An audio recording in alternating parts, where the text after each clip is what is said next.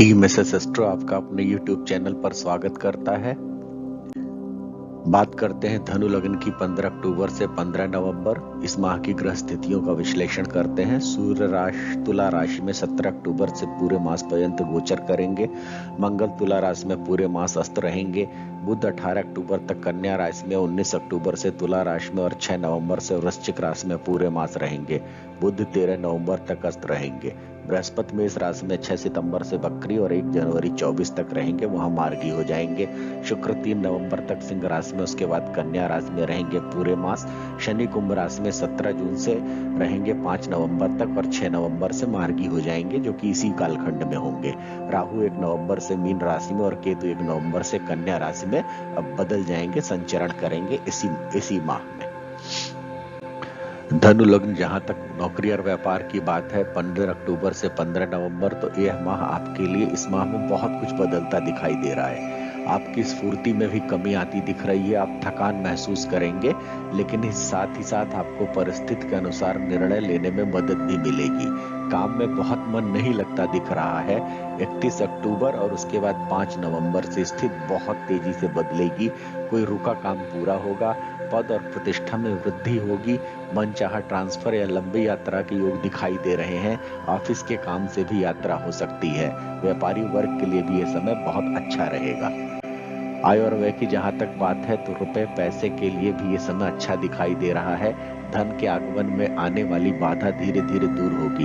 अगर किसी को उधार दिया था तो मिलने में अब आसानी हो सकती है। हाँ, कई बार आपको प्रयास करना पड़ेगा, लेकिन रुका हुआ पैसा मिल जाएगा। 31 अक्टूबर से काफी कुछ सुधार दिखाई दे रहा है।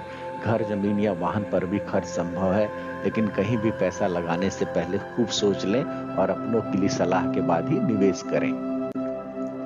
संबंधों की जहां तक बात है, तो पति पत्नी और प्यार करने वालों के लिए 19 अक्टूबर के बाद अच्छा नहीं दिखाई दे रहा है, लेकिन उसके बाद जीवन साथी को कोई समस्या परेशान करेगी 19 अक्टूबर के बाद। हालांकि पीछे आपके संबंधों में जो समस्या थी उसमें तो सुधार होगा।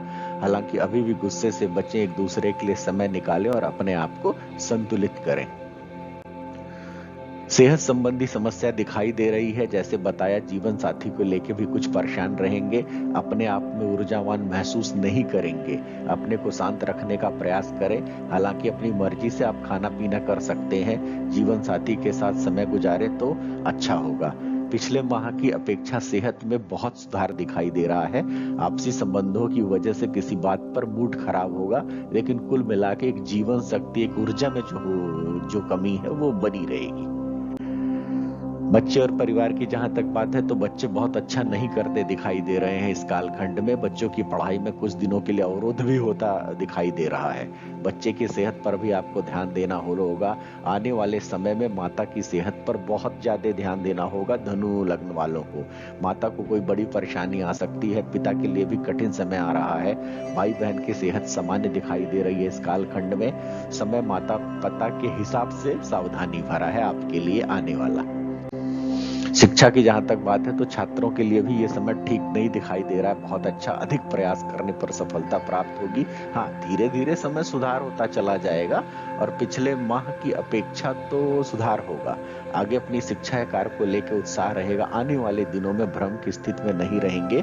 ये चीजें 5 नवंबर के बाद से सुधरेंगी। 5 नवंबर तक आपको समस्या रहेगी।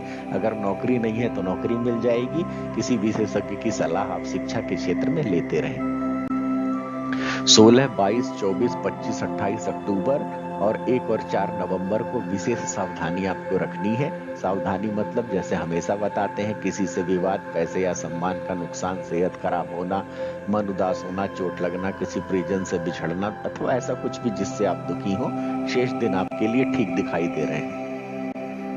उपाय आपके लिए, प्रत्येक दिन आदित्य हृदय स्तोत्र और विष्णु सहस्त्र नाम का पाठ करें या सुने और शिव जी को जल चढ़ाएं। हो सके तो नवरात्रि का पूरा व्रत रखें और जो है पूरा का पूरा कथा जो है उसको पढ़ें या किसी ब्राह्मण से करवाएं। आप सभी को मैं पुनः बताना चाहूंगा कि ये मासिक भविष्यफल ग्रहों के गोचर पर आधारित है। इसका वास्तविक और सटीक फल प्राप्त करने के लिए कुंडली में आपके ग्रहों की स्थितियों का विश्लेषण आवश्यक है। अतः आपको सलाह दी जाती है कि किसी प्रबुद्ध ज्योतिषाचार्य से आप संपर्क करें। एसएस एस्ट्रो, कृपया इस चैनल को लाइक, सब्सक्राइब और शेयर करें। ज्यादा से ज्यादा संख्या में बेल आइकन दबाएं और जहां तक संभव हो अपने सोशल मीडिया पर इसको शेयर करें।